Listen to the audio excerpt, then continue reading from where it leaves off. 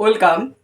এসএলএসটির নিয়োগ মামলা সংক্রান্ত আরও একটি বাধা কিন্তু দূর হলো এবং অপর একটি মামলায় এক্সপায়ার প্যানেল বাদেও অপর একটি মামলায় কিন্তু মোটামুটি স্কুল সার্ভিস কমিশনকে ফ্রি হ্যান্ড দিয়ে দেওয়া হলো। অর্থাৎ যে কথাটা আমি দীর্ঘদিন ধরে বলে আসছি, নিয়োগ কিন্তু হচ্ছেই। শুধুমাত্র একটা জায়গায় এখন আছে, ভবিষ্যৎ দেখা যাক, তবে সেটাও আজকের দুটো মামলা দ্বারা অবশ্যই কিছুটা প্রভাবিত হবে বলে আশা করা যায়। অর্থাৎ আপনাদের আগেও আমি বলেছি, আজও বলছি, নিয়োগ হচ্ছে। আজকে সুপ্রিম কোর্টে যেটা এক্সপায়ারি অফ প্যানেলের যে শুনানি ছিল যে মামলার, সেটা কিন্তু সম্পূর্ণ খারিজ হয়েছে।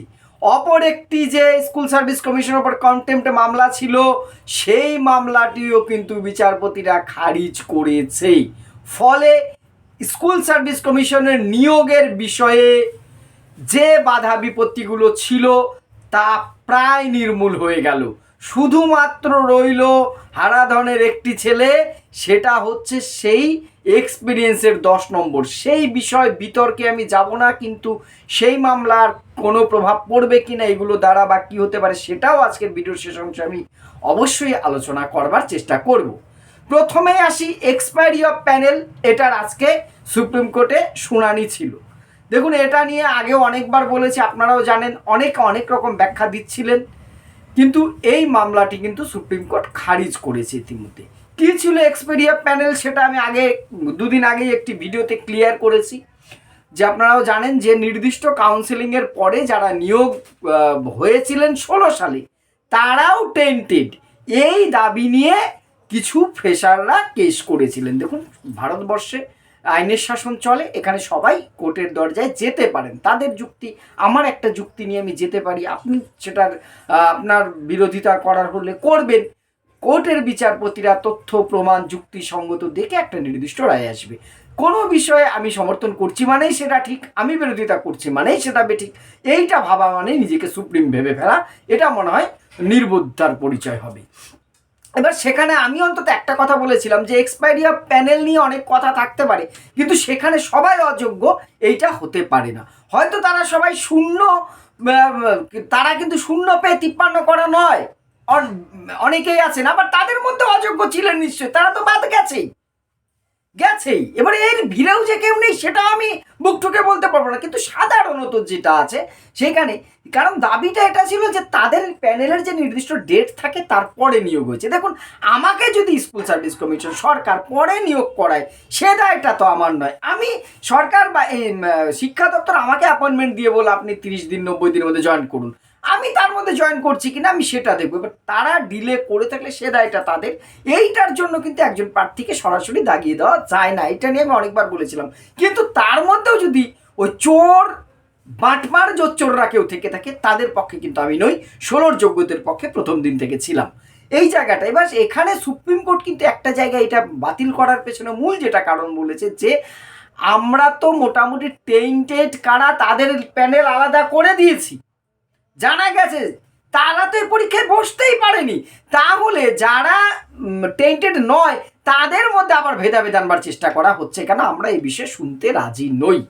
কারণ যে দাগিদের তো বাদ দেওয়া হয়েইছে, এরপরে কে আগে যোগদান করেছে স্কুলে, কে পরে যোগদান করেছে, তার ভিত্তিতে কাউকে দাগি চিহ্নিত করা যায় না।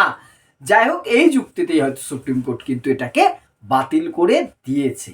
এর সাথে সাথে একটি কন্টেন্ট মামলায় অনেকগুলো ম্যাটার ছিল, যেটা সেখানে যে এর মধ্যে এখনও অনেক দাগি রয়ে গেছে, এই সেই নিয়ে কিন্তু অনেকভাবে আর একটা মামলা ছিল, যেটা কিন্তু চেষ্টা করা হয়েছিল এই নিয়োগটাকে আটকাতে, সেটাও কিন্তু সুপ্রিম কোর্ট আজকে খারিজ করে দিয়েছে।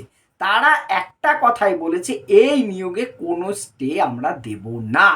অর্থাৎ সুপ্রিম কোর্ট তার রায়ে যে দুটো শুনানি ছিল সবগুলোই খারিজ করে দিচ্ছে। এই মুহূর্তে আর কোনো মামলা আছে কিনা এক্সপিরিয়েন্স নম্বর ছাড়া আমার অন্তত জানা নেই। হাজার হাজার মামলা হয়েছে, থাকতে পারে, কিন্তু বাকি মামলাগুলো আদেও কতটা গুরুত্ব রইল এসএলএসটি 2025 নিয়ে, সেটা কিন্তু প্রশ্নচিহ্নের মুখে। অর্থাৎ বাকি মামলাগুলোর গুরুত্ব কিন্তু আর থাকছে না। সুপ্রিম কোর্ট কিন্তু একটা জায়গায় কোনো মামলা শুনতে চাইছে না, তার একটাই কারণ, যে আমরা যা নির্দেশ দেওয়ার দিয়ে দিয়েছি, সেই অনুযায়ী নিয়োগ হবে। 31 ডিসেম্বর হবে না বলে আমরা 31শে অগাস্ট অবধি সময় দিয়েছি, তার মধ্যে আপনারা নিয়োগ করুন। ব্যাস, যদি এখানে কোনো দুর্নীতি হয় সেটা আমরা হস্তক্ষেপ করব, কিন্তু টেন্টেড কারা কারা টেন্টেড নয় এর স্পেসিফিকেশন করে দেওয়া হয়েছে। তারপরে বিভিন্ন ইস্যুতে আরেকটা যে ম্যাটারটা ছিল সেখানে কিন্তু অনেকভাবে তাদের উকিলরা আজকে চেষ্টা করেছিলেন যেটা অন্তত একটা স্টে নিয়ে আসতে, কিন্তু সেক্ষেত্রে স্কুল সার্ভিস কমিশনের যে বা সরকারি যে উকিল সেখানেও কিন্তু বলেছে যে না, আমরা 31 আগস্টের মধ্যে চেষ্টা করবো। দেখুন, এইখানে যে কিন্তু সরকার কিছুভাবে স্কুল সার্ভিস কমিশন টাইম চাবে না, তারা আলাদা করে যাবে নিশ্চয়ই কোর্টের কাছে। নবম দশমের নিয়োগটা হয়তো 31 আগস্টের মধ্যে শেষ করতে পারবে না, সেইটা আলাদা ম্যাটার। এখানে কিন্তু তারাও, আমি বলেছিলাম সরকারের দৃষ্টিভঙ্গি একটা ব্যাপার থাকবে, ফলে কোনো রকম স্টে কিন্তু সেখানেও আসেনি। তাই স্কুল সার্ভিস কমিশনের এসএলএসটির রিক্রুটমেন্টের যে 2025 এসএলএসটি চলছে, এখানে কিন্তু কোনো বাধা আর এই মুহূর্তে রইল না। এই জন্যই বারবার বলছি নিয়োগটা কিন্তু হবেই। একাদশ দ্বাদশ যারা আছেন তারাও, নবম দশমদের বলছি। এইবার আসছি যে প্রশ্নটা, যে তাহলে একটা মামলার তো গলায় নোটিশ আমাদের ঝুলিয়ে রেখে দিয়েছে, কথাটা শুনতে হয়তো একটু খারাপ লাগে, এটাই বাস্তব, যে 10 নম্বরের এক্সপিরিয়েন্স মামলার যা রায় আসবে সেটা আমাদের সবাইকে মানতে হবে। তাহলে এই মামলার ভবিষ্যৎ কি? দেখুন, কোনো মামলার ভবিষ্যৎ কি হবে সেটা নির্ধারণ করবার আমি যেমন কেউ নই, আপনিও কেউ নয়। তবে এই যে ভ্যারাইটি মামলাগুলোর যা আসছে তাতে করে কিন্তু এই এক্সপিরিয়েন্সের 10 নম্বরের মামলাটা দুর্বল হচ্ছে। একদম আমার এটা ব্যক্তিগত মত, আপনি আমার সাথে একমত নাও হতে পারেন, সেটা কমেন্টে জানাবেন। কেন, আমি কোন দৃষ্টি থেকে ভঙ্গি থেকে বলছি। সুপ্রিম কোর্ট কিন্তু বিরক্ত হবে। এবার আপনি বলতে পারেন কোর্ট আবার বিরক্ত হয়, কেন হবে না? এসএসসি নিয়ে বারবার বিভিন্ন ম্যাটার নিয়ে এক্সপায়ারি প্যানেলের মামলাটা নিয়ে বিভিন্ন রকমভাবে গুজব ছড়িয়েছে কিছু মানুষজন, বিভিন্নভাবে ফান্ডিং হয়েছে, তাদের আমি ছোট করছি না, সবাই নয়, কিন্তু একটা মামলাকে বিভিন্নভাবে দেখিয়ে কিছু মানুষ বিভিন্ন রকম ভুল বুঝিয়েছে, সবাই নিশ্চয়ই, আমি আবারও বলছি, যার ফলে যে একাধিক মামলার ফলে 10 নম্বরের অভিজ্ঞতার নম্বরের যে গুরুত্বপূর্ণ যে মামলাটা সত্যিই গুরুত্বপূর্ণ, যেটা দেখুন 10 নম্বরের পক্ষে বিপক্ষে, সে জায়গায় আমি যাচ্ছি না। আমি বলেছিলাম 2016 যারা যোগ্য তারা 10 নম্বর অভিজ্ঞতার পেলে আমার ব্যক্তিগতভাবে কোনো আপত্তি নেই, তাদের চাকরি থাকুক, এটার পক্ষে আমি সোজা হিসেবে। কিন্তু বাকি সবাই অন্য ব্যাচের চাকরি করেন, অন্য জায়গার থেকে এসে তারাও 10 নম্বর পেয়ে গেছেন, এতে আমার ফ্রেশার ভাই বোনেরা কিন্তু বহু বঞ্চিত হয়েছেন। তাদের ক্ষেত্রে এটা না পাওয়াটাই শ্রেয় ছিল। সেক্ষেত্রে ফ্রেশার ভাই বোনেরা কিন্তু একটা ওপেন একটা প্ল্যাটফর্ম পেতেন, তারা কিন্তু পায়নি। এর বাইরে এর পরেও কিন্তু অনেকেই প্যানেল হয়েছেন, আমার জানাশোনা অনেক ভাই বোনেরা পেয়েছেন। এবার অনেকে কিন্তু 10 নম্বরের অভিজ্ঞতার জন্য পাননি।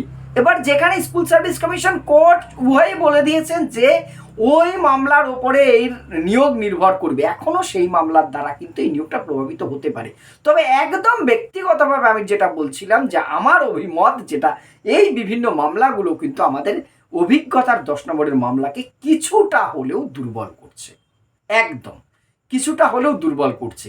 জানি না সে রায়টা কি আসবে, সেটা আসলে বোঝা যাবে। কিন্তু আপনাদের আমি দুটো বিষয় অনুরোধ করব। প্রথম যেটা অনুরোধ রোজ করি সেটা পরে আসি, যেটা যে যেখানে সেখানে বিভিন্ন জায়গায় কেস করার নামে ফান্ডিং থেকে যাচাই বাছাই না করে সেখানে যাবেন না, একদম আমি স্পষ্ট বলছি এটা। কারণ হচ্ছে অনেক জনাই খুব সাধু উদ্যোগ নিয়ে সঠিকভাবে সুপ্রিম কোর্ট হাইকোর্টে যাচ্ছেন, এটা একদম সত্যি কথা। কোর্ট ছিল বলেই আজকে এত কিছু হচ্ছে, কোর্টের প্রতি শ্রদ্ধা আছে, যারা লড়াইটা করেন নেতৃত্ব দেন তাদের প্রতি শ্রদ্ধা আছে। কিন্তু শেকড়পুরে গাছের মতো আগাছাও তো হয়, সেই কবে গান শুনেছি না, সেই রকম গাছের সাথে কিন্তু কিছু আগাছাও হয়, ঠিক সেই রকমই এই মামলার চক্করে কিছু লোক কিন্তু ঘোলা জলে মাছ ধরতে নেমেছে। এই কেস করলে আপনার এটা হবেই। কেসের আমরা কি হচ্ছে সেটা কিন্তু এভিডেভিট আমরা পড়ে দেখি না, সুযোগও থাকে না, অনেক ক্ষেত্রে সম্ভবও হয় না। এই কথা বলে আপনার থেকে ফান্ড নিচ্ছে, সেই কথা বলে আপনার থেকে ফান্ড নিচ্ছে, নিয়ে ঠিক উল্টো বিষয় মামলা হচ্ছে, বা কিছু জন হয়তো এখান থেকে ক্রিম খেয়ে নিচ্ছে। এই ধরনের অভিযোগ আমি পেয়েছি বলেই আজকে বললাম। তাই নিজেরা আগে সচেতন, সতর্ক, যাচাই বাছাই করে তবেই এই সমস্ত ফান্ডিং করবেন। এটুকু আমার মনে হলো বলা প্রয়োজন, তাই আপনাদের সচেতন করলাম। আমার সেকেন্ড অনুরোধ যেটা, নবম দশমের যারা ইন্টারভিউর অপেক্ষায় আছেন, আমি আবারও আপনাদের অনুরোধ করছি আজকে যে আপনারা প্রস্তুতিটা তুঙ্গে নিয়ে যান। খুব তাড়াতাড়ি কিন্তু একের পর এক এসএলএসটির কিন্তু আপডেট আসবে, খুব খুব শিগগিরই আসবে। কারণ শিক্ষা দপ্তরে আজকেই কিন্তু বৈঠক হয়েছে, আপনারা দেখেছেন শাসক দলের বেশ কিছু বিধায়করা গেছেন, শঙ্কর ঘোষ, তারপরে কলকাতার স্বপন দাশগুপ্ত, এদের নেতৃত্বে শিক্ষক অধ্যাপকদের একটা টিম এমএলএরা গেছেন, মিডিয়াতে দেখছিলাম তারা কিন্তু আলোচনা করেছেন। ফলে এসএলএসটি কিন্তু বিভিন্ন বিষয়ের সাথে স্কুল সার্ভিস কমিশনও কিন্তু গতি পাবে। তাই তখন যাতে আপনাদের সমস্যায় না পড়তে আপনারা প্রস্তুতির মধ্যে থাকুন। আজকের ডেট অবধি আমি আবারও জোর দিয়ে বলছি, নিয়োগ হবে এসএলএসটির 2025। এখনো অবধি কোনো এরকম জায়গা নেই যে নিয়োগটা বাতিল হতে পারে।